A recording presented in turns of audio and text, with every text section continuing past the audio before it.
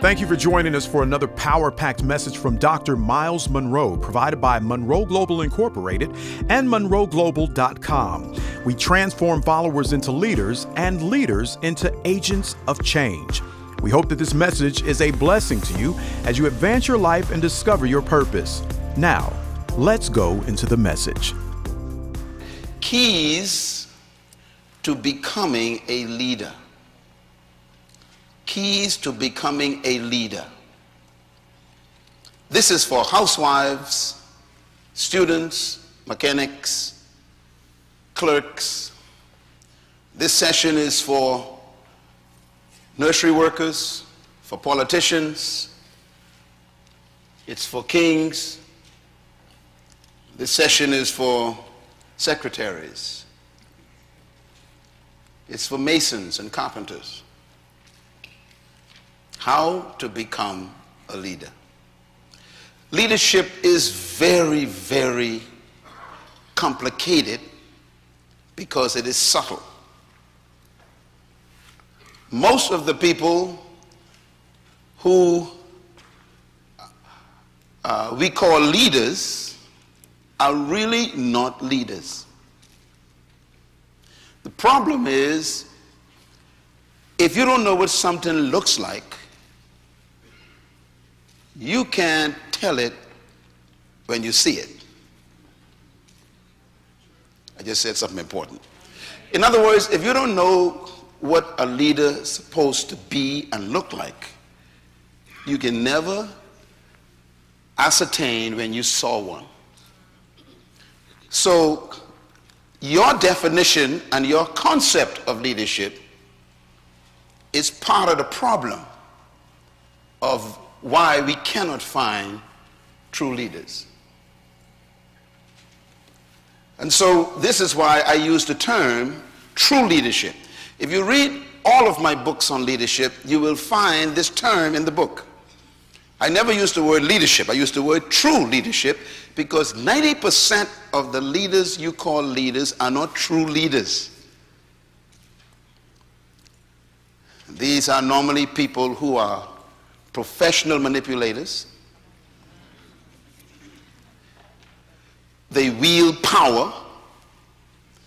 They threaten people. They have the element of force. They can force things that go their way. They have an oppressive spirit where they withhold from you in order to manipulate you things that you want. They have the capacity to tantalize your sheepish emotions with their words. And you call them leaders. True leadership is usually completely opposite to each of those elements. And we're going to talk about that today. I want to begin with a few comments about leadership as to what true leadership is. First, make a note of this. True leadership is not about control. It's about service. Secondly, true leadership is not about power. It's about empowerment.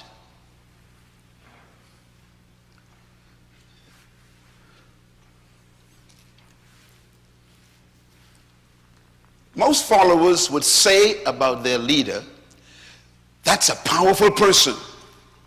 Well, you just exposed the fact that they are not a true leader.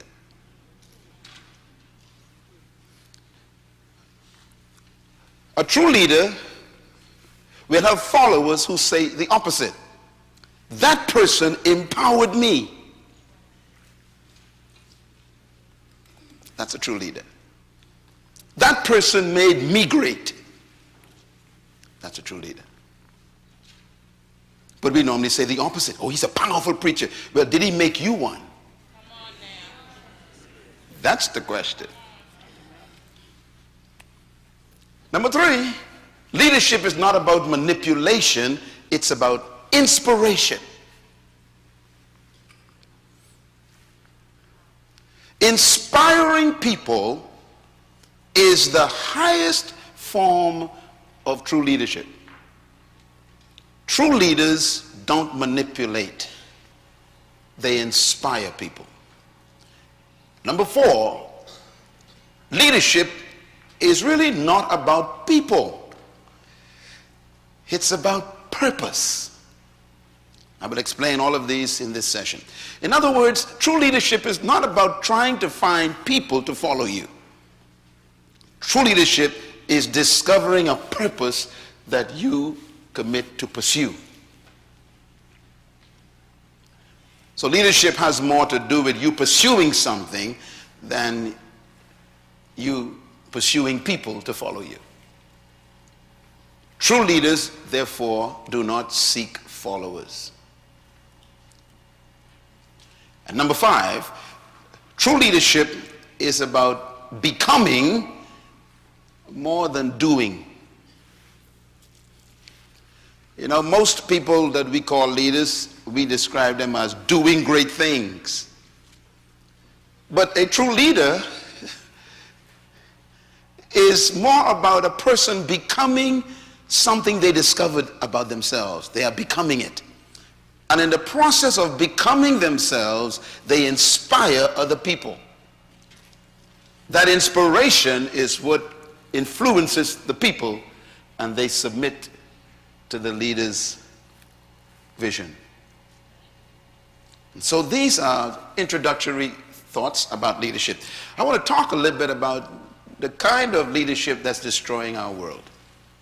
And I'm going to repeat this every time I speak because these thoughts are so important. Number 1, politics without principles. This kind of leadership is destroying our countries. Politics without principles. I wish I could just come here and spend a whole day on this one statement. Because this one statement summarizes most of the failure in our political arena than any other component. Politics without what? Principles. I'm going to step out on a limb here, but I think it might be helpful to you. You are about to enter a period of elections.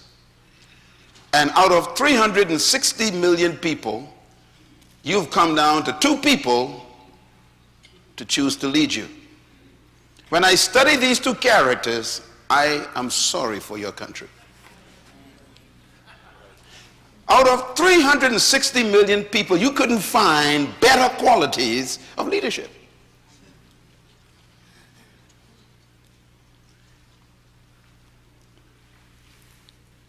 One of my major concerns about the present leadership is this statement, number 1. That's your problem. Politics without principles. And this is what you have to deal with right now. I don't know if you are a kingdom citizen. I am not sure how you have to vote. I am praying for you. It's tough. Because the defects that exist in both are so serious that you are hard-pressed to decide between the 2. And that's because your culture, especially your political culture, does not lend itself to produce true leaders. Your culture produces deal makers.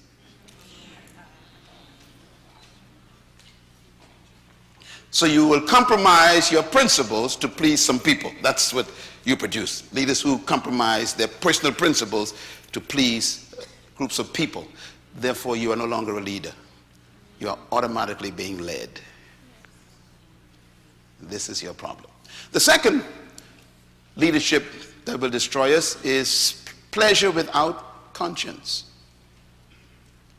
Third, wealth without work.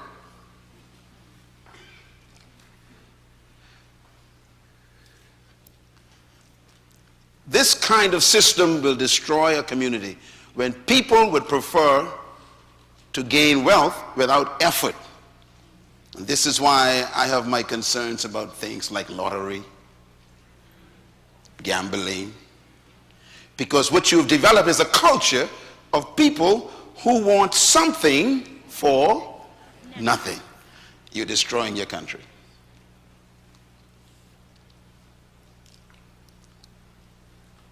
The fourth component that will destroy a country is knowledge without and character, rather. You know, a lot of smart people are using their knowledge to destroy. It seems as if the more intelligent we become, the more dangerous we become. People, for example, know the system so well that they can actually end up paying no taxes because they have knowledge you don't have. And therefore, they violate character. Number 5, business without morality. This is what has destroyed our global economy lately.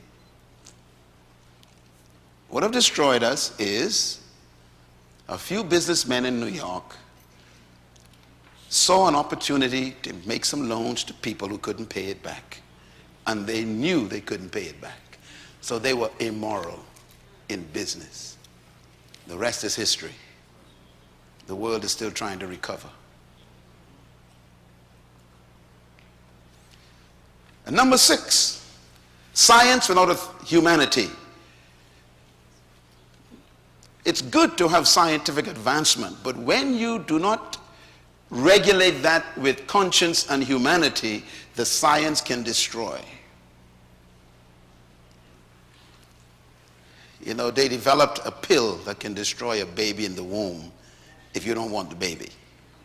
The pill can actually dissolve the baby. It's made in France. That's science without humanity. And then the last one is worship without sacrifice. That will destroy us. Worship without sacrifice. Mahatma Gandhi made these statements, and I love what he says here. He says, if we pursue God without willing to sacrifice personal pleasure, we are destructive. I think we've seen this in our experience, especially in what you call religion. Great spiritual leaders who claim to worship God at the highest level, but they cannot keep their zipper up. They cannot sacrifice self-discipline. That's destroying us.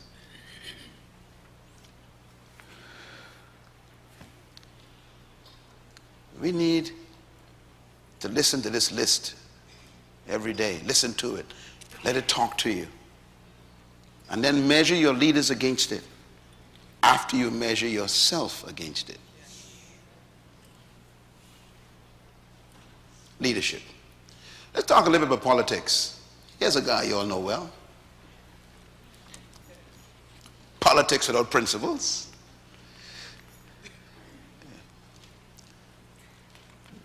The kind of leaders we need. Well, let me begin by talking about politicians a little bit, because some of you are politicians. We don't need more politicians in leadership. We got enough of them. What we need is leadership in politicians. That statement sounds very simple, but it's not. I deal with politicians very often. Most of my work now is with political leaders all over the world. When I leave here tomorrow, I'm on my way to South Africa. I'm going to the Congo. I'm going to Zambia. I'm going to Zimbabwe.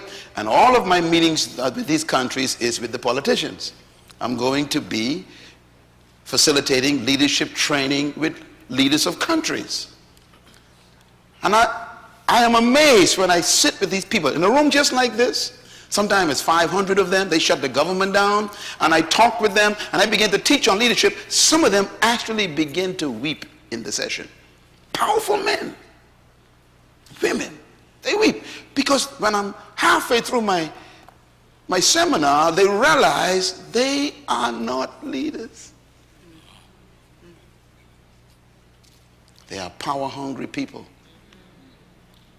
Or they have defects like low self-esteem, suffering from poor self-concept and trying to compensate for it through power.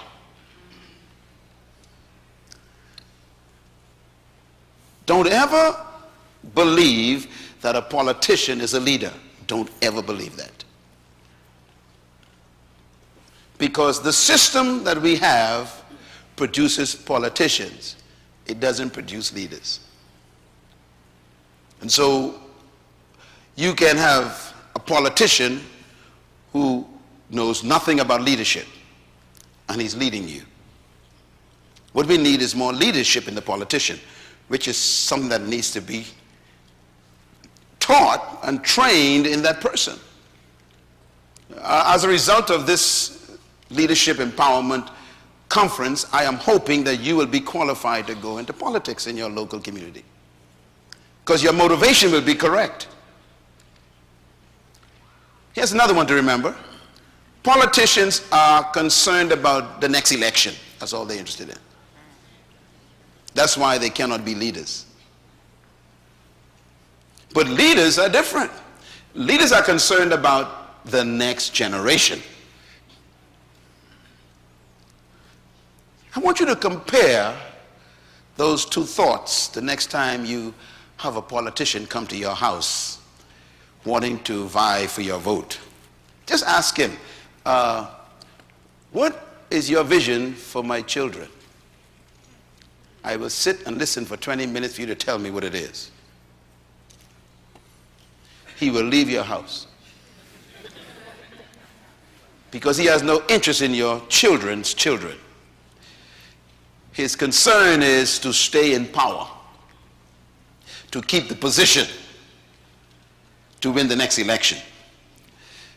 This is why they cannot lead. Because leading requires following your own convictions, not the popular interests. And right away, you cannot lead if you want to be re-elected. And that leads me to point number 5. True leaders focus on purpose, passion, principles, the interests of the people, and vision. When you are going to have a conversation with a politician, you should actually try this as a test. You, by the way, as a citizen of a community, you have a right to be seen by the mayor. Hope you know that. If you voted for a mayor, the mayor works for you. Therefore, you have a right to see him. You can make an appointment to see any public officer you voted for. Did you know that? That's your legal right. If he don't want to see you, you can take him to court. That's democracy. So I want you to make an appointment to go and see your mayor or go and see your governor and just sit and say, I want 30 minutes with you, sir. And ask him about that list right there. Sir, what is your purpose for being in leadership in this city? What is your purpose? The first question will make him very nervous. Second question, what is your passion for our community? He'll be wondering what you're talking about. What are you talking about? I just want to build roads and bridges and provide jobs. No. What is your passion?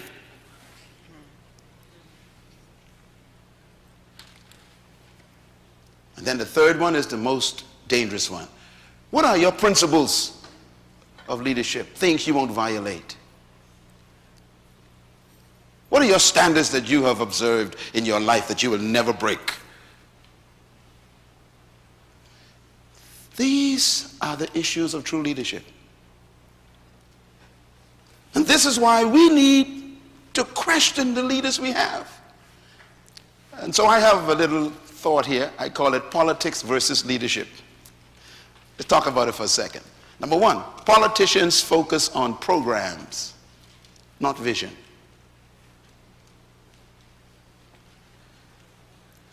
Number 2, Politicians' priority is securing the next election, not securing the next generation. Their focus is different. Number three, politicians are preoccupied with promises, not purpose. So they make you promises, right? We'll provide jobs for you. That's a promise. We'll provide free education for your children. That's a promise. We will cut taxes. That's a promise. We will give free high school diplomas, and we will give free college tuition. Promises. They never talk about purpose. And purpose is the foundation of leadership. Number four, politicians think of the next election all the time. Anytime you talk to them, they're thinking about, how can I secure my seat? They will do anything you want them to do. This is why the fringe groups in your society are having such an effect. You got 10% of the population of your country making 80% of the laws because they probably got 90% of the resources. In other words, politics is for sale. It's not for leadership.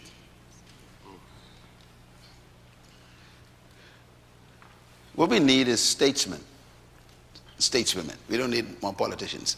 A statesman is an interesting human. A statesman think of the next generation. You know, I had an opportunity to speak to Ambassador Andrew Young yesterday, and we were chatting on the phone, you know, and he and I have become good friends. As a matter of fact, I think he's planning to be here tonight to be with me, and it'll be good for you to hear him talk a little bit. But when you talk to a guy like this, he's a statesman. He thinks about the history all the time. He thinks about how the history affects the children that are unborn and whether they will appreciate what happened. That's a statesman. He thinks about heritage and destiny. Wow, that's a rare leader. By the way, this list can be applied to pastors, because most pastors are politicians. I call them spiritual politicians. The list is the same. They are concerned about staying a pastor more than they are about making you the future pastor. They protect the pulpit from you. They actually lie on God by saying things like, don't touch God's anointed. I wonder what they mean by that. It's a ploy to threaten you. Don't touch me, even if I'm wrong.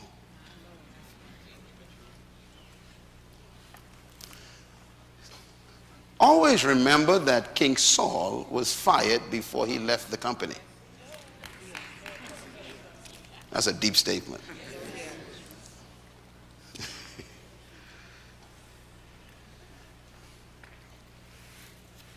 So we need help, don't we, in leadership right now.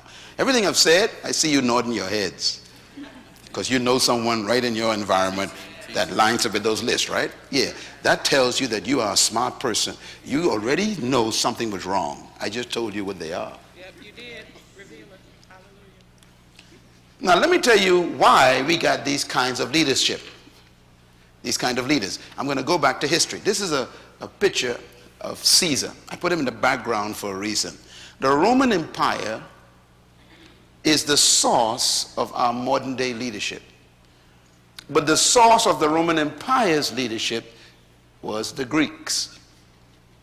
The Greeks were the ones who invented the word demokrata. Demokrata is the word we translate as democracy. That's a Greek idea. It was invented by great thinkers like Socrates and Plato and Aristotle. These were the great thinkers of the Greeks who formulated philosophies of leadership. They created philosophy of democracy. The Greeks, therefore, are known as the thinkers of history. They capsulized, summarized their thoughts and put them on paper. As a matter of fact, the Greek Empire was known for its library. They were the ones who wrote philosophy of life. And they were the ones who really built the idea of modern day democratic philosophy. It's Greek, not biblical, it's from the Greeks. When the Romans invaded Greece, the Romans shacked the whole place, but the Roman emperor told the soldiers, do not touch the library. The Romans kept the library. And the Roman leaders took the Greek library and they salvaged all the ideas of the Greeks, and they chose the parts that were appropriate for them. And the Romans used the Greek ideas of leadership to rule the empire. So you could say the Roman is a Greek in the head, but a fighter in the hand. He had Greek thinking, but Roman military might. Now, why is this important? Because the modern day countries of Europe, which colonized the Western world, which you are a product of, were all the Roman Empire. Europe, the word urupo is a word that the Romans invented to describe the areas that they controlled, from Africa all the way to England. The Romans controlled the whole world. And Caesar, the king, Caesar's a title, sons of the gods, the king ruled the whole world. And when the Roman Empire was destroyed, it was not destroyed by an army, because they were too powerful to be destroyed by an army. They were destroyed by their loins. Right here. The Roman Empire, they say, was defeated by immorality. They became so corrupt morally that they decayed from the inside. No army destroyed Rome. For example, out of 14 Caesars, 12 of them were homosexuals. And their favorite interest was boys. So when you study the morality of the greatest power in history, and by the way, to this day, no empire has ever risen greater than Rome. Rome was the most powerful nation in history, period, including the Bible, because they're the only ones that rule the whole world. No one has done it since. And they were never destroyed by military might. They were destroyed by immorality. They became so morally corrupt that you didn't even have to kill them. They self-destruct. Most great nations die the same way. You can't beat them militarily. They begin to decay from the inside. Their laws and their interests begin to be morally questionable. Could it be that the greatest nation on earth, the United States at the moment, is following the same path? You don't need to beat them with a nuclear weapon. Just let them decay from the inside. Immorality.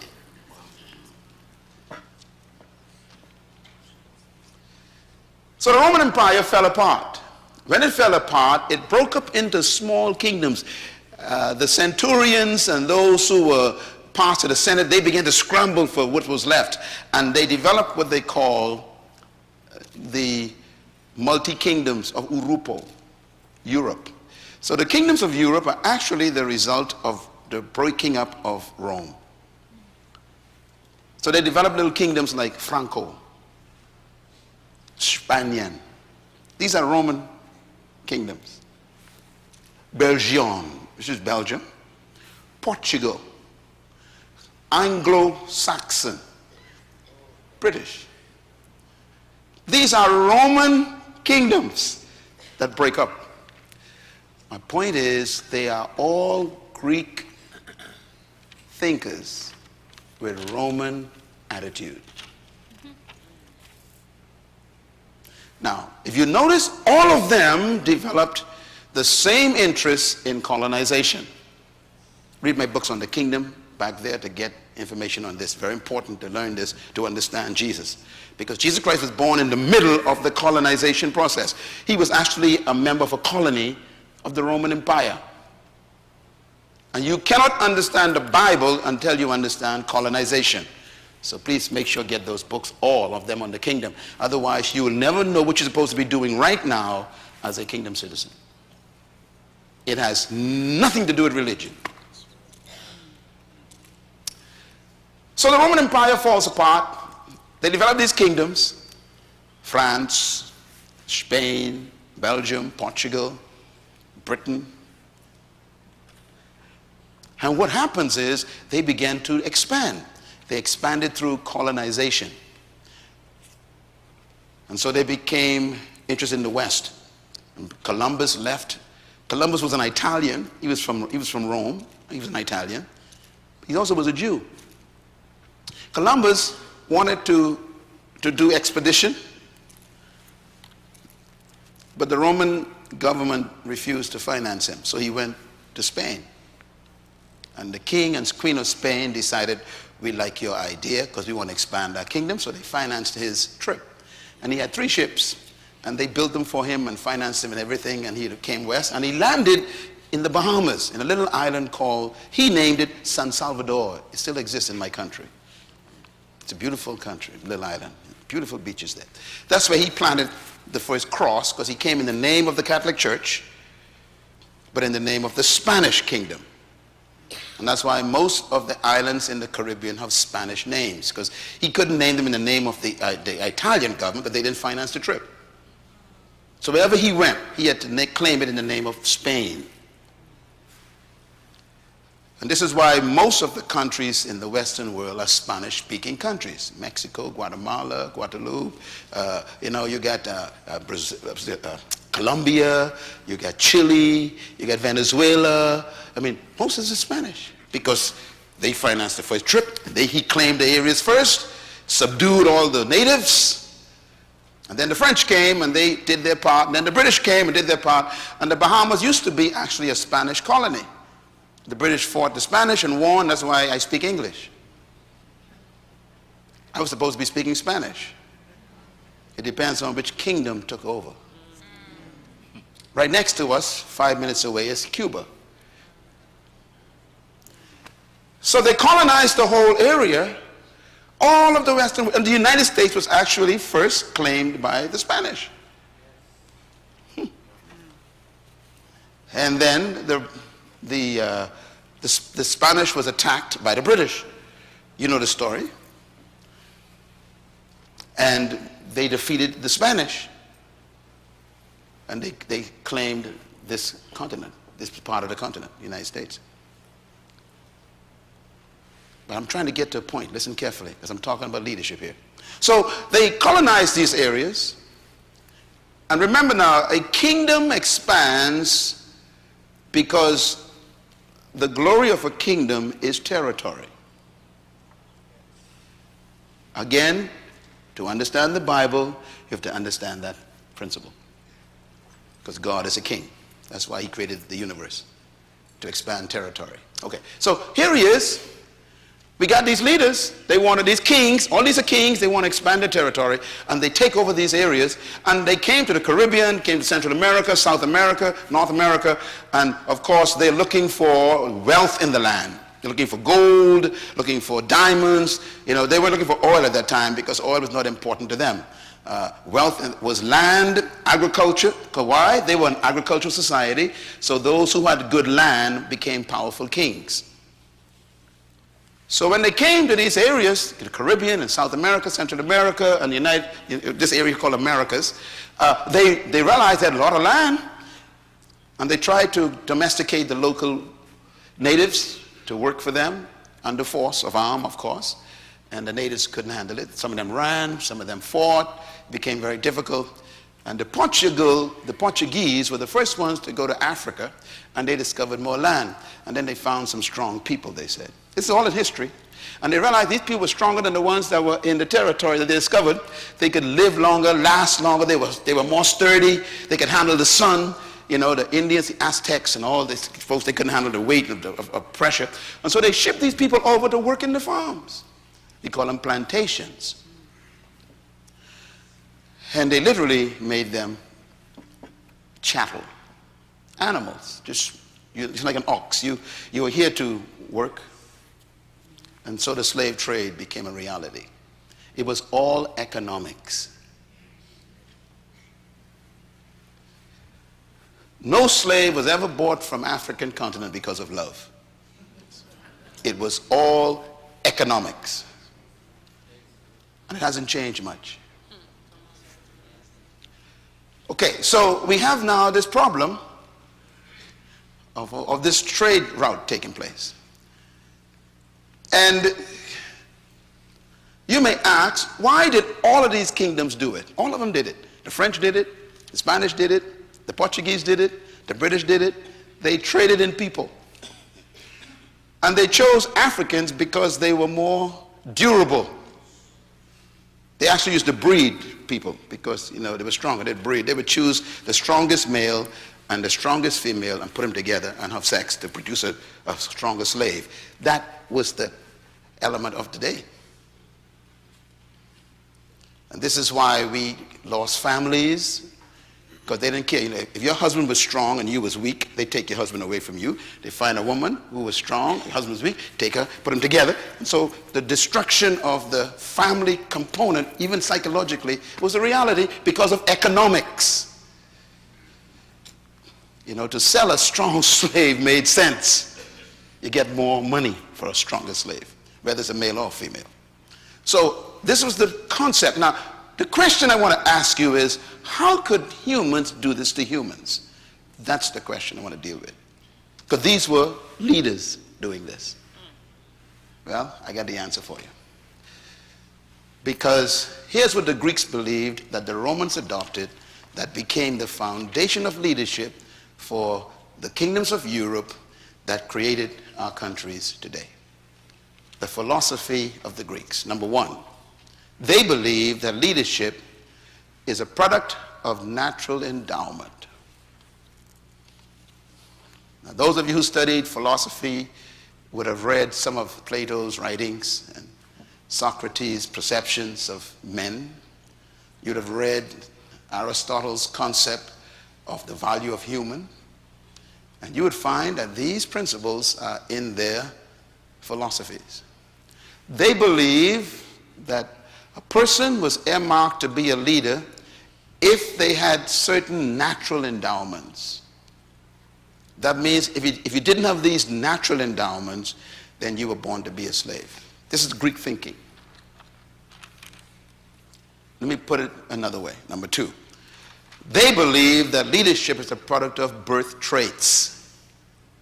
You can study this on the internet. It's all there. The Greeks believed that if you had certain traits, you were automatically born to be the ruling class. And if you didn't have those traits, you were born to be the serving class. If you do some research, you'll discover that some of the traits are shocking. For example, the Greeks believed that if you had fair pigmentation, you were created to be a leader. Fair pigmentation. Well, that rules me out. They also believed that if you had thin lips, this is written in their doctrine, then you were designed to be a leader. So that rules me out. Then they said, if you had pointed noses, the gods chose you to be a leader. Well, you know I'm out twice. Then they said, if your hair was blonde and your eyes were blue, you are definitely designed to be the leader. Have mercy on me. Okay, this is not funny though. Think about it. This is what they believed. So you can understand why, when they went to Africa, the conclusion was, the gods have blessed us today. We've got enough labor created by the gods to run our empires. And so the people became fuel for their machinery of their industries of agriculture.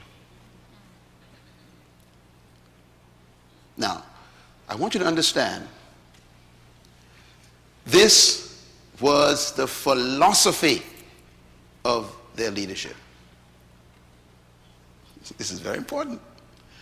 In other words, treating you like a non-human was not a matter of conscience. It was natural. You don't have the traits. So you were born to serve me.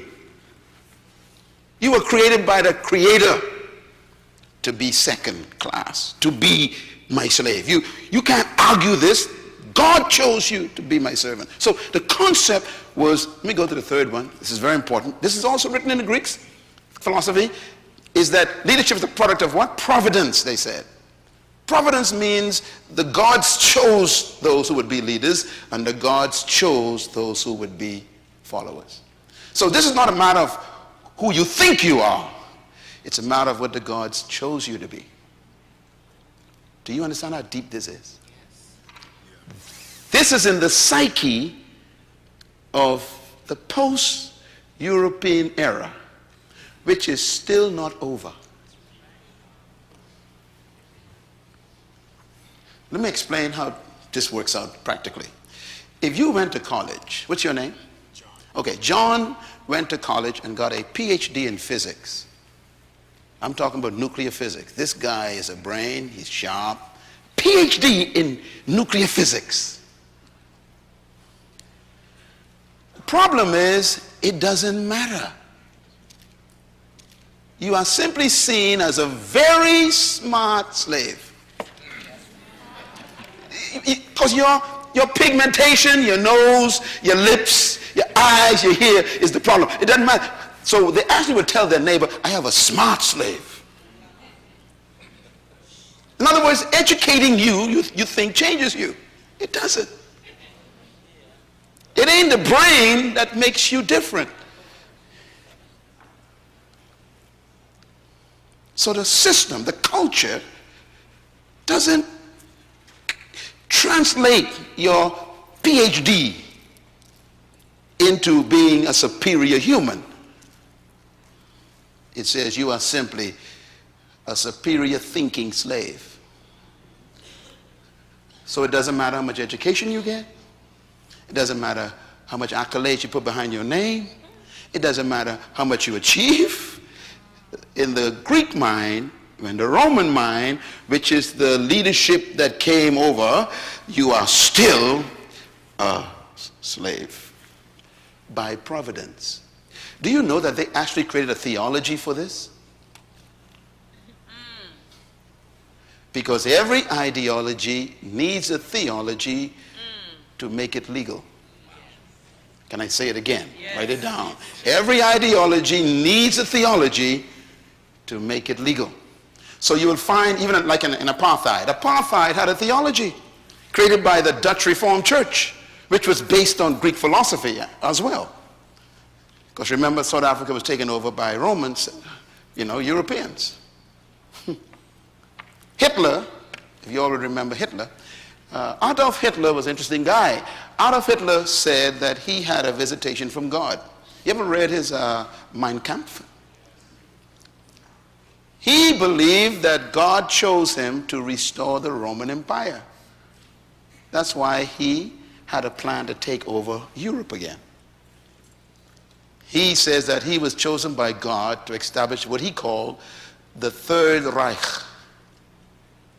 the third reign of the Romans. And this is why, again, his concept of leadership, his philosophy made it easy for him to destroy people. You know, remember, you need blonde eyes, blonde hair, blue eyes, sharp nose. Okay. So when he looked at the Jews, for example, the Jews got dark hair, dark brown eyes or black eyes, olive skin. He said, they were designed, they are rats to our society, he says. They are sucking our blood. We must kill them. Why? These are not real humans. The gods have made them to be our slaves. So it was easy to kill 10 million slaves between Africa and Carolina in the water. No, sorry, 60 million died on the ships. I was in Ghana early in this year, and I went to one of the forts where they sold slaves. It's an amazing experience. You should go there. And on the wall was a statement written. It says, slaves left here and went to the Caribbean. So I probably found where my great-great-grandfather came from, one of the holes that they went through. I was in touch with my history for a few minutes. I wept.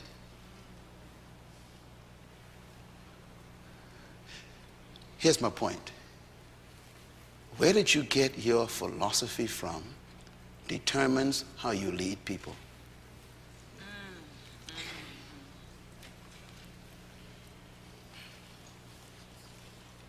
The way you think about people determines how you lead them or destroy them.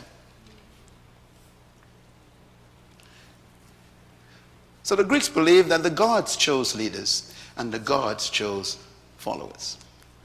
Let me give you a last one. They believe that leadership is a product of a word they invented called charisma. The Greek says leadership is a product of charismatic personality. They actually defined it, Plato defined it. He says charismatic personality is the gifts of the gods. And he defined some of the gifts like extrovert personality, talkativeness, communicative ability, auditory. Greeks. In other words, if you are open and flamboyant and you are extrovert and you like to talk and you like to communicate and you speak well, they says, God chose that one. So if you were quiet and subdued, you were automatically a slave. And then this is why you develop this idea. They actually told the slave something very important. They told the slave, look, you are to be seen but not heard. Now that statement may sound simple to you, but that was a philosophy. You are not ever supposed to talk. Only leaders talk. You cut wood, you pick cotton, you serve the food, and you, as if you don't exist, you're supposed to be like almost invisible. So they say you must be seen but not heard. Now, here's the problem though. That thing has gone so deep into the spirit of the slave that the slave today still brings his children up by saying, be seen but not heard. It's demonic, but you still do it to your children.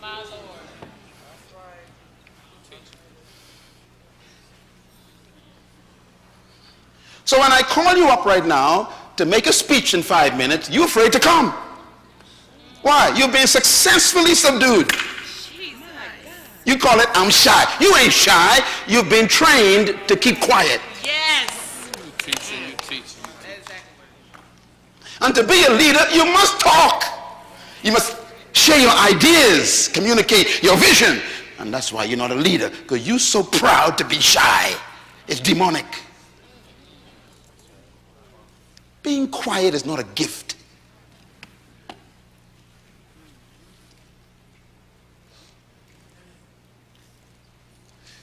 So, it's leadership.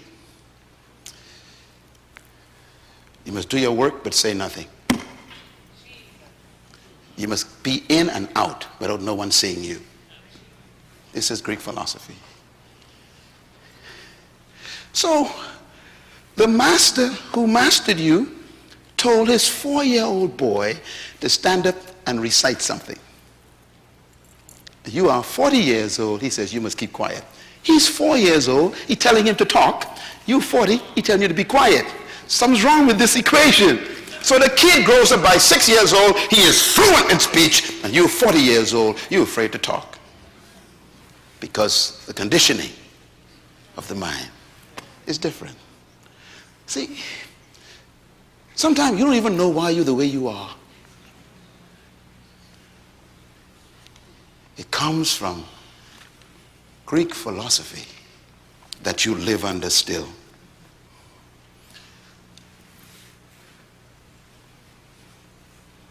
This is probably why it's difficult for many people from the oppressive side of life to emerge as great leaders in industrial states, because they are dragging a heavy history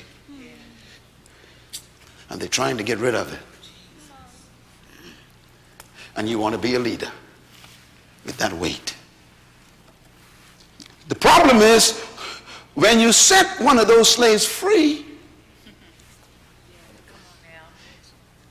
he knows he can't lead the master. So he turns on his own people.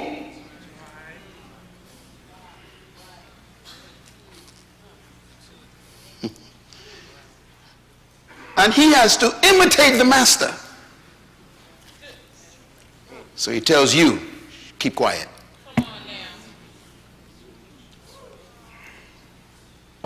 Don't tell me what to do. You shut up. I'm in charge. What I say is always right. It's my way or the highway. This spirit is a mentality of a slave with a little bit of power. And so you end up abusing your own people because you are mentally sick from historical damage. And then you want a title. Listen, this is why you need a leadership seminar like this. First of all, to identify your problem. I'm not impressed by you telling me you are a bishop. It means nothing to me. Let me quote something from the Bible that's very important. Very important. It's found in the book of Ecclesiastes, I think it's chapter 11. Solomon says, woe to the land when a slave becomes king. Let me quote it again. This is in the Bible. Woe to the land when a slave becomes king. The word woe is the worst word in Hebrew. Jesus used it a few times. It's a curse word. It means damned you. It's a horrible word. Okay, let me quote it one more time. Damned is the people in the land when the person in charge thinks like a slave. Woe to the land when a slave becomes what? King. Let me tell you something. Putting a crown on a person's head doesn't change their mind.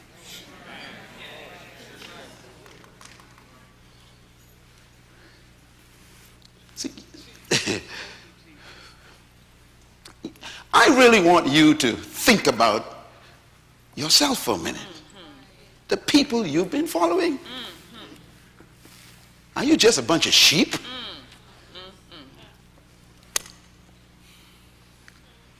Are these people free who are following you? Or are they parasites feeding on your fear? Propping up their own insecurity by your submission. Ladies and gentlemen, I have come with anger in my heart because I was there. It's a sad place to be. Lost and don't know it. Blind and thought you could see. We are victims of a leadership philosophy that is still controlling us today. So you go to work on Monday and you see the master in the department and your whole body becomes afraid. You are still sick. Then you see one of your fellow brethren and there's no fear. How come you have different responses to these two different images? Because you are still sick in your mind and you have a title. Please buy this CD. Oh, yes, sir.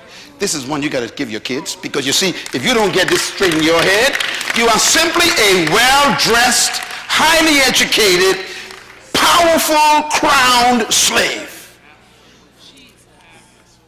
Amen. You say you believe the Bible, but you actually follow the Greeks. And this is why when a person becomes a pastor, for example, in a church, all of a sudden they think that they're better than the people. Come on now. Sometimes I listen to your pastors, you know, these people on TV, I say, that person is sick. The way they talk to the congregation tells me that this person is dangerous. It's a well-dressed slave with a crown.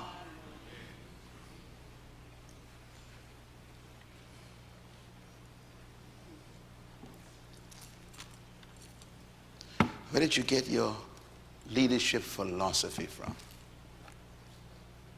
You got it from the Greeks, because whoever colonized you convinced you. Jesus never said that anyone can set you free. You thought, for example, that people, you know, like Nelson Mandela, Mahatma Gandhi, Martin Luther King Jr. set you free. That's a lie. No human can set you free. Do you know what Jesus said? He said, you shall know. See, it ain't a person.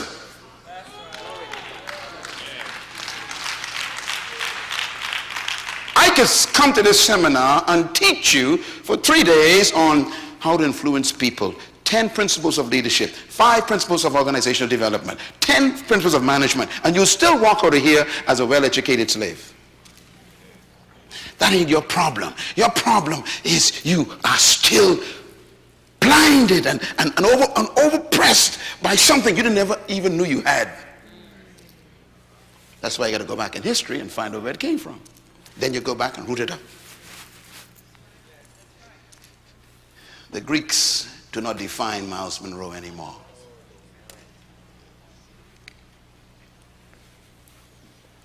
I am a dignified human, not because of my pigmentation, my nose, my eyes, my hair, or my lips. I am a dignified, quality, first class, powerful human, because I was made in the image of the living God.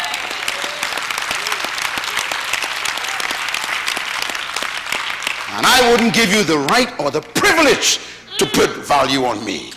You have no idea how much I'm worth. Mind your own business.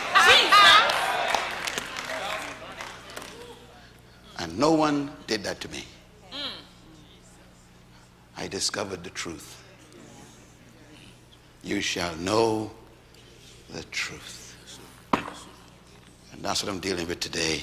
That's why you feel so deep inside right now. Some of y'all are weeping because, you see, I'm sick of people preaching at you these sermons. You don't need no sermon. You need a revelation of who you are. Yes. Yes.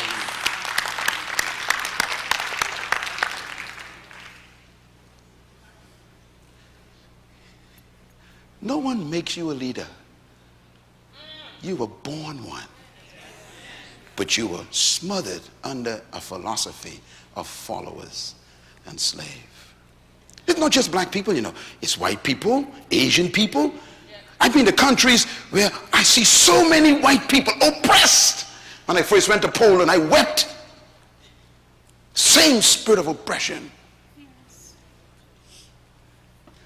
My wife and I went to Hong Kong. I wept. The Chinese.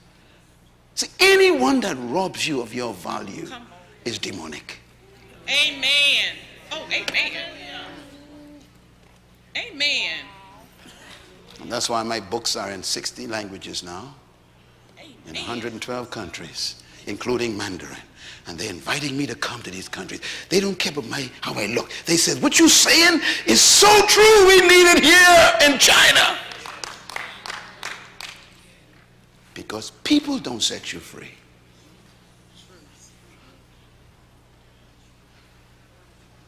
The truth that you know set you free. Ladies and gentlemen, let me give you the original philosophy of leadership. This is the one that the Greeks didn't know about. It was written long before the Greeks became an empire. It's documented in the first book of Moses. First of all, the original philosophy of leadership believes that trapped in every follower is a hidden leader. That means, number two, every human was created to lead and designed for dominion. That's a belief system. Number three, leadership potential resides in every individual. Whether they discover it and use it is another issue, but it does reside there. Inside of you is an awesome leader. You know, this is why, for example, whenever you give a person who is oppressed an opportunity, they always excel. You know why? They were a constipated leader. You look at the Olympics, for example. You know, you're like, wow, man, these little countries that have nothing, like the Bahamas. We beat America, remember? We whoop you all in the 4x4. Why? We ain't got no programs in the Bahamas. We ain't got no government scholarships. We ain't got no place to practice. We just constipated for 200 years. Tell us, give me a chance to run. I'll run you out of your place.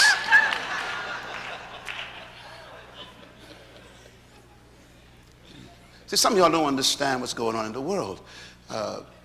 If you ever give an oppressed person a chance to release their potential, they're going to whoop you.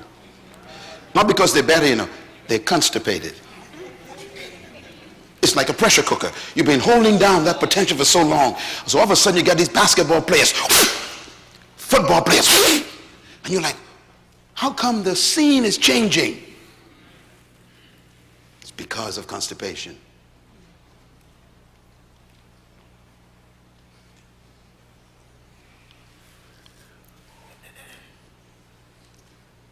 Number four, philosophy.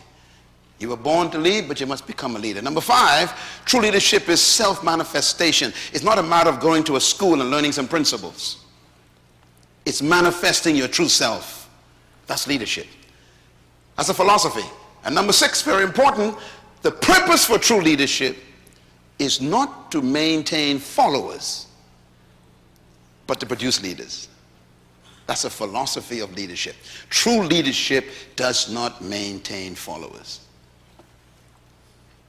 In other words, a true leader works themselves out of a job.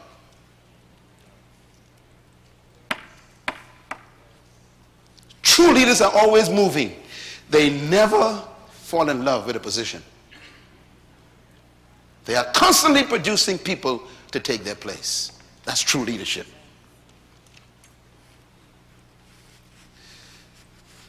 True leaders are not married to their titles. You know, when a person likes titles, it's a sign that they are actually a slave. Let me explain why. Because they get their value from the title. Yes. Most of the people who love positions are not leaders because they get their worth from the position. That's why they will kill you to keep it. Because if they lose it, they lose themselves. Because they have made themselves one with their title and their position. That's why they become offended when you don't call them by their title. You know, Bishop Jones. You can't say Mr. Jones. Mr. Jones. They don't even look Mr. Jones. I'm not Mr. Jones. These are sick people.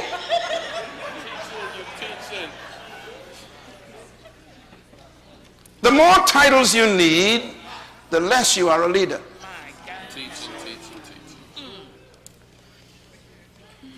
This is good.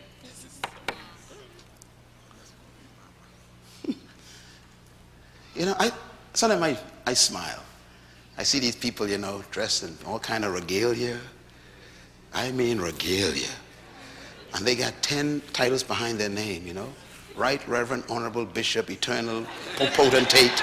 You know, and I'm like, this guy is totally sick. I would never have lunch with this person. It's too much weight to carry at lunch. The more successful you are as a leader, the less titles you need. Can you write that down, please? Yes. What did I say? The more successful you are as a leader, the less titles you need. Always remember that. As a matter of fact, your goal in life is to reduce yourself to your first name. Because even your last name is not yours.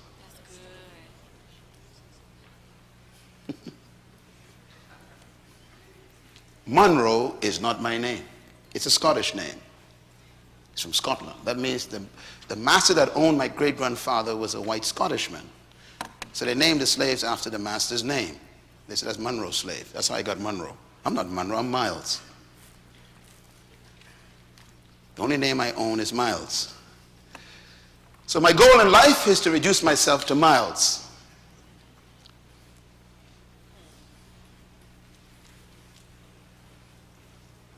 When you read the Bible, it's intriguing, isn't it? Yeah. You want to see great people? Read the Bible. For example, we don't say Reverend Dr. Bishop Moses. Come on now. What do we say? Moses. How come we don't say the right Reverend, anointed, powerful Joshua? No, we just say what? Joshua. We say Daniel. We don't say Bishop Hezekiah. You say Hezekiah, Jeremiah, Isaiah, Ezekiel, Hosea, Joel, Amos, Obadiah. You know what Jonah said? You know what Micah told us? Haggai prophesied. Malachi said. How about Matthew? Not Bishop Matthew. Mark. Oh my God. If you call your pastor Luke, he'll kill you.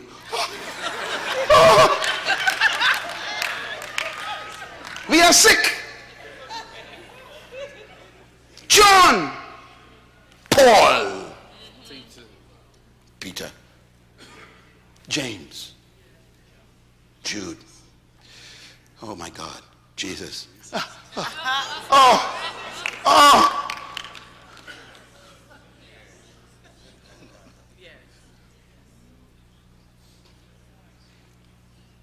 You could tell how effective you are by how many titles you get rid of. Teaching. Martin, JFK, not even the name, JFK. How come you need so many titles? Because you ain't doing nothing. Clap your hands right there. We need folks who could be leaders.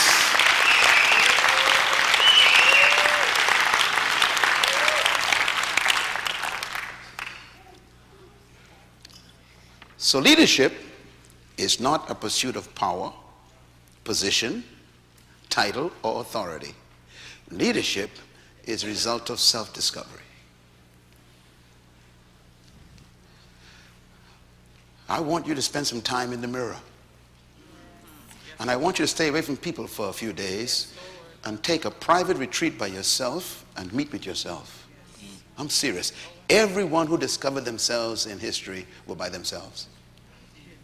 Moses on the backside of the mountain. Ezekiel in the desert. Jesus in Judean desert. Paul in Arabia all by himself. See, you got too many people around you who don't know who they are, and they make you the same way.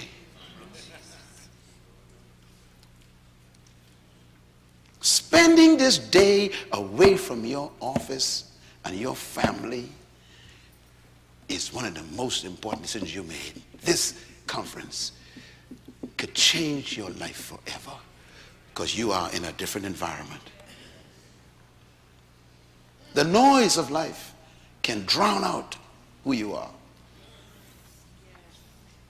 I found mine at 3 o'clock in the morning as a little kid on a dirt ground in the Bahamas when the whole house was sleeping. And I had an argument with God. And I said, God, you are prejudiced. I was mad. I was 13. Because on one side of the wall was the white people, on the other side was the black people. It's a wall in our island that separated us. And I said, God, Are you the same God that they serve? Because if you are, I don't want you to be my God anymore. And my daddy served you all his life. He's a pastor, and I don't want to be with him nor you. I was mad. No one knew what I was going through at age 13. The house was sleeping. The rats were running through the yard, and I was in the dirt. I was mad. You know your problem is you don't get mad enough. God answered me that night. He did. Matter of fact, God saved himself that night because I was about to get rid of God. God loves an honest heart.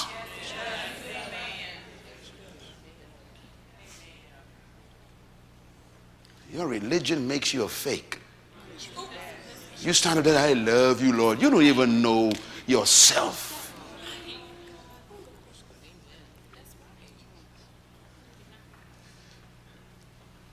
I became angry. And he introduced me to myself that night. And everything changed. That's why I'm the way I am now. You can never influence me negatively. It's too late for me. Your opinion means nothing to me because I know who I am. And you need that.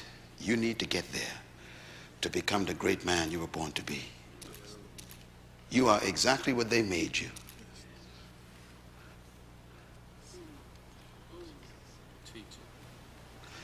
See this woman? I like this woman. Mother Teresa is 4 feet 5 inches high. She spoke at the United Nations, had all the countries listening to her.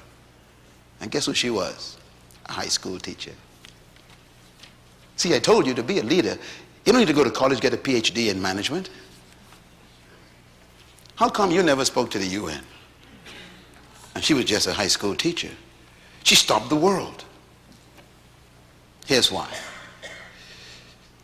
Write this down. Because number one, leaders don't seek followers. Followers are attracted to true leaders.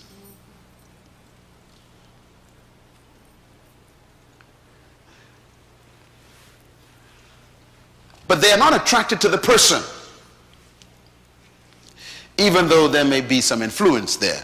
They are really attracted to the gift of that person. And that is what makes that person a leader. Most of you came to the Myles Munroe Leadership Empowerment Conference because of a gift you tasted somewhere. Whether you read a book, heard a CD, saw a TV program, or saw a video, or you were on YouTube or something, you said, I want to go feed on that gift one more time. This is very important too, because sometimes when people come to your gift, you think they came to you. And this is when your pride becomes a problem. And that's when God pulls the rug out from under you. You know, people start thinking, well, you know, I got 10,000 members, hallelujah. No, you don't. Your gift has 10,000 members, not you. God will kill you in the morning. We confuse people's attraction to our gift to attraction to ourselves. And so we think, you know, we, I, me, I, we, me, I. And God says, no, it's it. And that's why leaders fall. Because they think the people came to them. I told you in the last session, when you go to a tree, you don't go for the bark nor the leaves. You don't go for the trunk. You go for what? You just go for the fruit. And if you don't see no fruit, what do? You leave.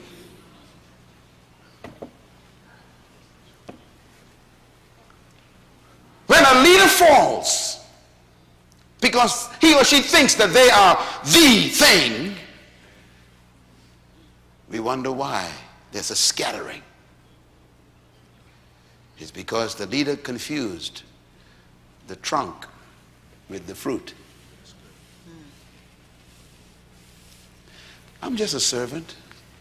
I'm serving you my gift, that's all. This ain't about me. It's my gift.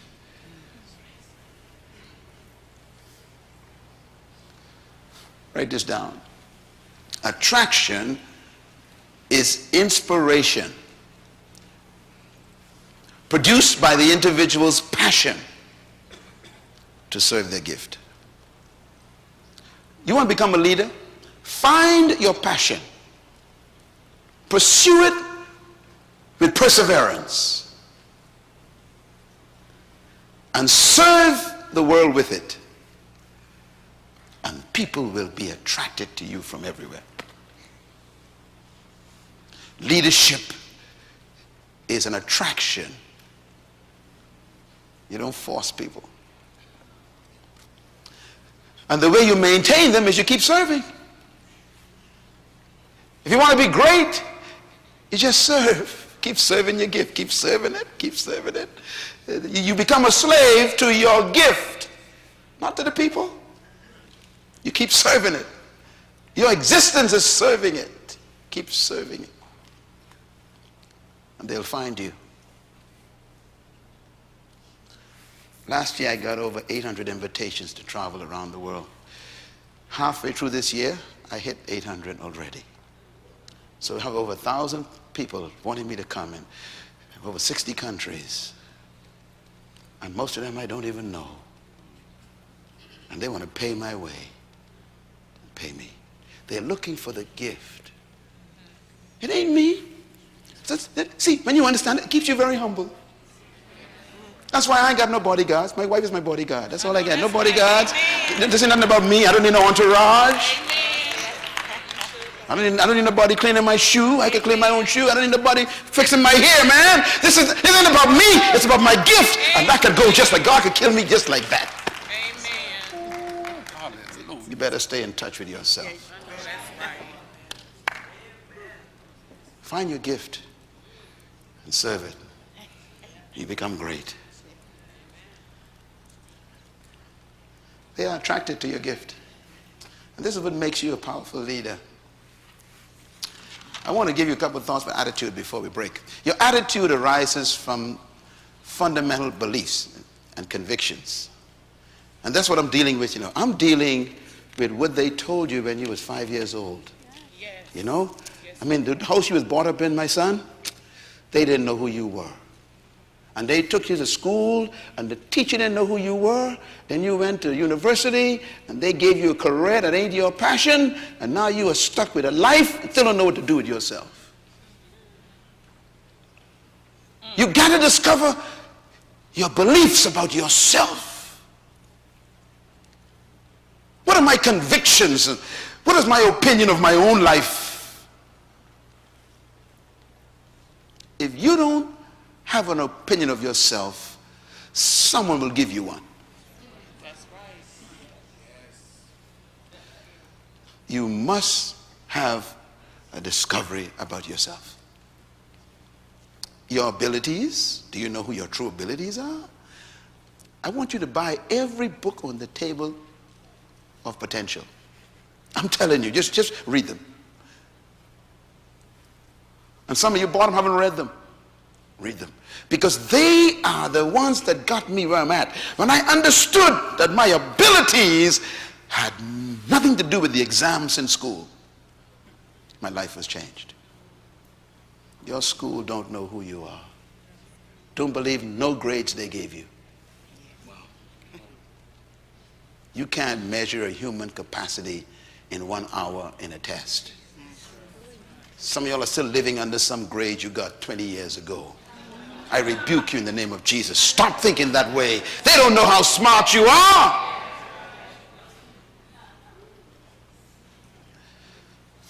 I got 3 bachelor's degrees, a master's degree in administration and leadership. I got 5 doctorate degrees bestowed upon me. I don't trust none of them. Why? When you become impressed by someone's assessment of your ability, you become trapped. You can't measure how smart I am.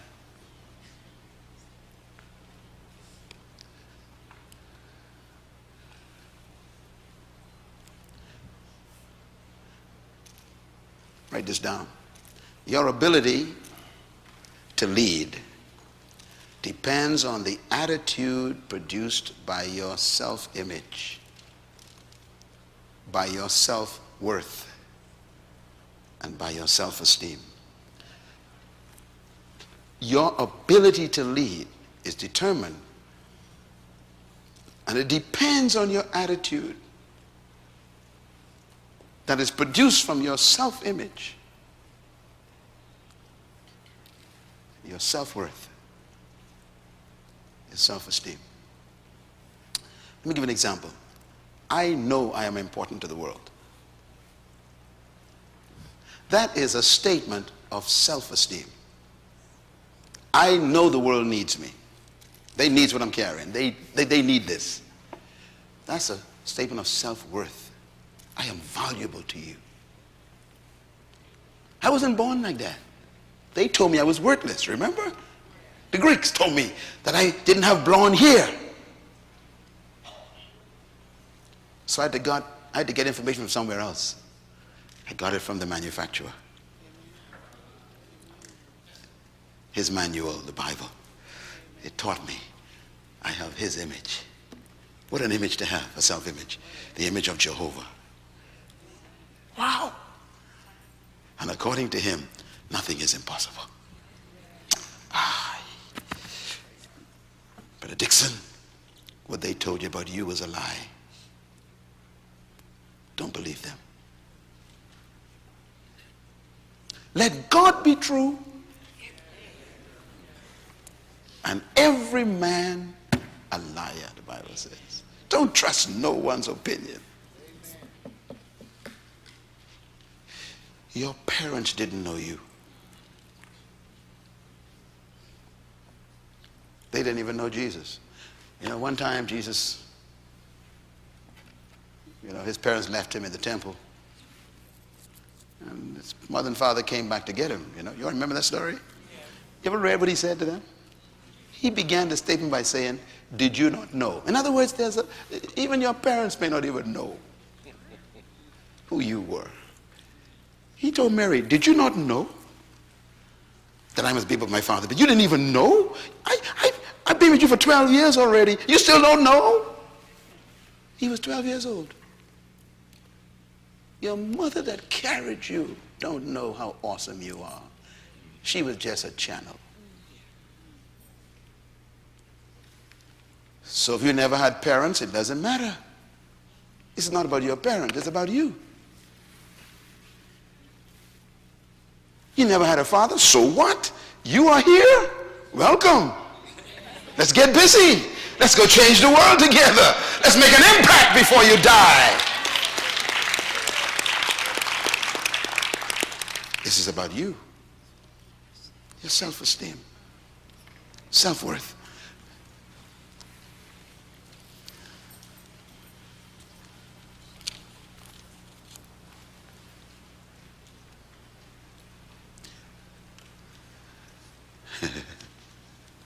Get it? True leaders are more concerned with expressing themselves than with proving themselves. See, a person who's insecure got something to prove. A person who knows who they are have nothing to prove. So leaders don't go around trying to prove things to people. They're too busy being themselves. Leaders are individuals who have declared independence from other people's expectation of them.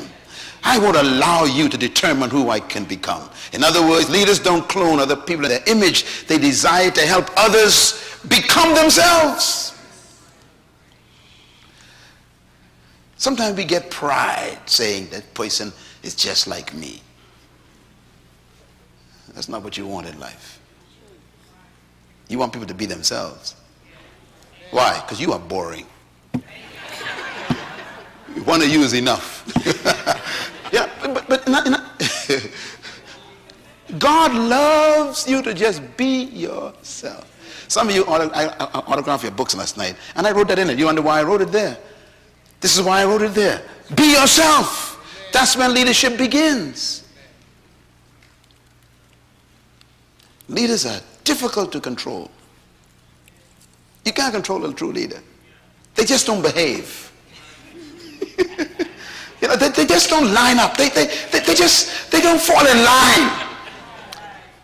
Right. Why? Because they're too busy standing out. They ain't got time to fit in. Yeah. Right. Amen. Is anybody a leader here today? Yeah. In other words, leaders are just difficult people. It's, you know, they're always messing with tradition, destroying the boundaries, asking questions you can't answer. Come on now. They make you mad sometimes. Why? Because they are themselves. Yes.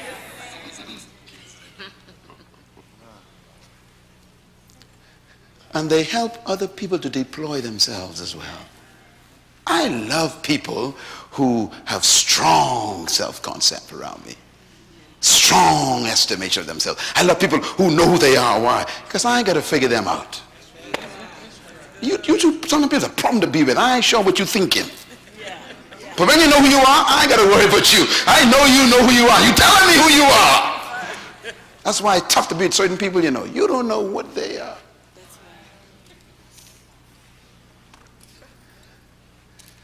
A true leader can never be jealous of a person. Amen. Amen. Because they're not in competition. That's right. That's right. That's right. That's why you like to be with them. Yes, absolutely. You don't got to walk on eggshells, you know, not hurting their feelings and all that foolishness, you know. These are real people, man. Authentic people. I love real people, man. I just love. They make life easy. I got to be sitting around you. Be careful what I say. You too much problem to live with, man.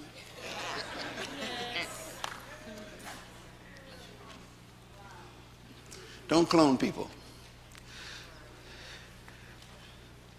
When your attitude in your spirit is married to your ability in the flesh, you become a leader. Your mentality and your ability must be married. So when you marry your ability with your mentality, a leader is born. And this is why we can never fully carry out our leadership mandate if we don't have the mentality of leadership. And we have to integrate that attitude with our attributes, our aptitude, and our altitude will produce the leadership we require. In other words, leadership is not about ability. It's about mentality first.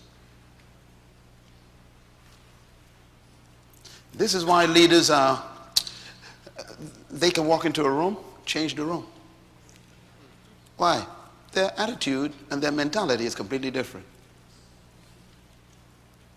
Sometimes I'd walk into a meeting and they're discussing issues, and I say, what's the issue? They discuss it. They tell me what it is, and I'd go, oh, that's simple. And I'd say, let's just do this. Why don't we try this? And they go, we never thought of that. Because we are so blocked in our thinking. Leaders look at elephants as lunch. They simplify life. I tell my wife all the time, keep it simple. Keep it simple. Life is simple, man. Don't get complicated.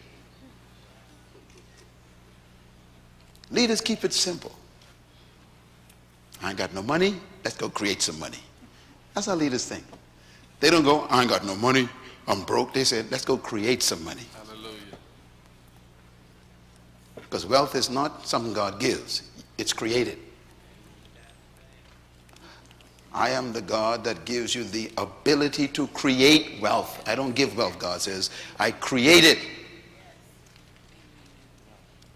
So you're not poor and you're not jobless. You just ain't thinking. Hallelujah. That's good. That's good teaching. That's good. Every problem is a business. So to a leader, what you think is more important than what you do. I guess that's the whole measure of these two sessions. Thinking. Grappling with that Greek mentality. Destroying the Roman corruption in your mind. Being free from what people said. about you. This is the heart of it. I want to close this session with the spirit of leadership. Now these, you can get this in the books back there, but I want to go through them very quickly, and I want you to read them with me because I think it'll probably sink into your spirit if you articulate it verbally. These are what I have researched and decoded as the obstacles of people becoming leaders. If you get these, I will see you at the top. Number one, I call it the spirit of leadership. Number one, let's read together. Go. The spirit of a strong self-concept, which is a true sense of your source. Now, I could teach that for 2 weeks. You got to know your source to develop your self-image. Number two, read. The spirit of a healthy self-concept. What is it? A perception of your true nature. That means a photograph of your life that you carry in your head.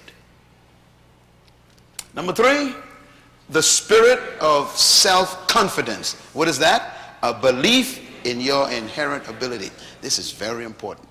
A leader has a spirit of total conviction that they could solve any problem. I can't tell you how important that is. So leaders never panic. A true leader never panics.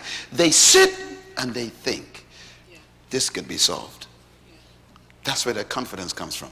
They have a confidence that they have an inherent ability to solve any problem. Inherent ability. The favorite words of Jesus: peace, have no fear. In the middle of a storm, peace, be not afraid. What are you talking about? We're getting ready to drown. Be not afraid. Why? There's a solution to every problem. And I am the solution. I'm going to stop the storm. He believed in his inherent ability. Number four, read. The spirit of self-significance. What is it? A sense of valuable contribution to the world. This one is very critical. When you're going to become what you were born to be, you got to discover your significance. You are not a biological accident. You are not an experiment that God sent to earth to try to figure out. You were literally born because there's something God needed done that made you necessary. You are necessary. Say it. I am necessary. Say it loud. I am necessary. Say it louder. I am necessary. I want you to tell the world that every day you wake up. They need you. There's something you came here with that your generation needs. So you were not sent here just to make a living. You were sent here to make a difference. Your significance. Number five, read. The spirit of passion. What is that? A deep conviction and determination of your heart. In other words, you found something that you are willing to die for. That's passion. All leaders are dead before they died. You got to figure that one out. Number six, read.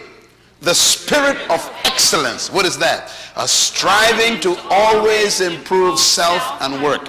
That's what leaders do. They never satisfy. That's why, I buy 4 or 5 books every month.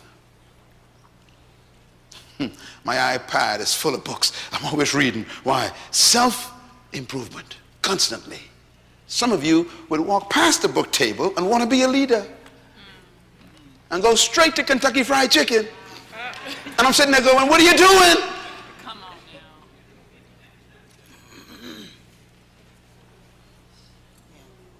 You got a choice between cholesterol and concepts.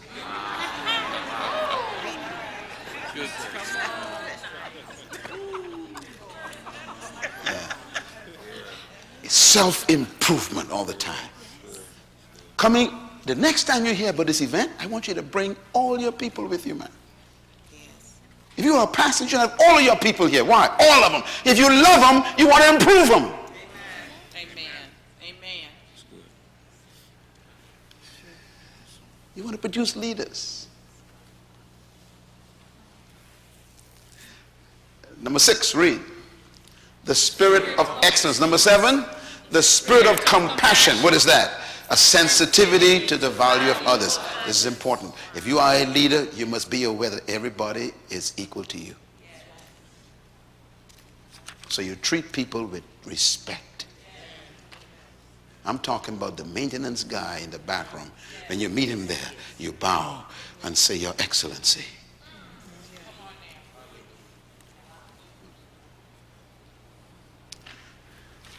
See, this compassion is missing.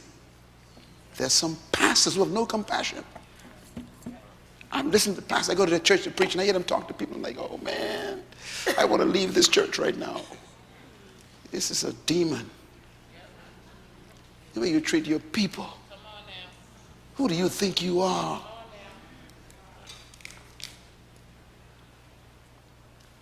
When you die, they will never visit your tomb. When you make people valuable, they make you valuable. Yes. Number 8, read. The spirit of creativity. What is that? A belief in the untested and the untried. If you are a leader, you got that spirit. You believe that if it hasn't been done before, it can be done. The untested. Creativity. A leader always tries new things. Failure means nothing to a leader. It simply means find another way. Creativity. Number 9, read. The spirit of self-empowerment. That means a desire to see others succeed. Number 10, the spirit of self-improvement. What does that mean? A personal commitment to your own growth. Number 11, the spirit of self-discipline. What does that mean? A commitment to a self-imposed standard of life on yourself. This is very important. A leader doesn't need external discipline. They impose on themselves discipline. I do not commit adultery. So they impose it on themselves. I am faithful to my spouse. So they are imposing on themselves. Paul calls it beating your flesh under. That's leadership. I do not tell lies. I impose it on myself. I don't gossip about people. I impose it on myself. I don't undermine my workers. I impose it on myself. I trust the people I give authority to. I impose. In other words, they are always disciplining themselves. I will do good in the dark. I will do right when no one is watching. Self-imposition. That's what leaders are. You can trust a leader when no one's around because they discipline themselves. When a leader falls into immorality, it's because they have no self-discipline. When you lose self-discipline, you have no right to discipline anybody else. You lose the right to lead.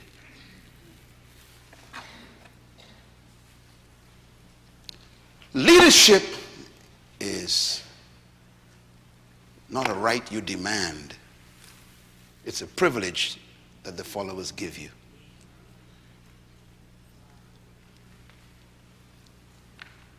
The only thing a leader has to work with is trust. When you violate that, you're canceled. You're an empty title walking in a robe.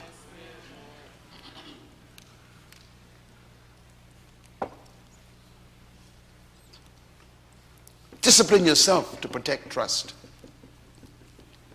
Thank you once again for listening to this message, as we hope that it has been a blessing to you. Our goal is to show you new paths and opportunities so that you can discover your purpose. It is your love, support, and partnership that makes Munroe Global possible.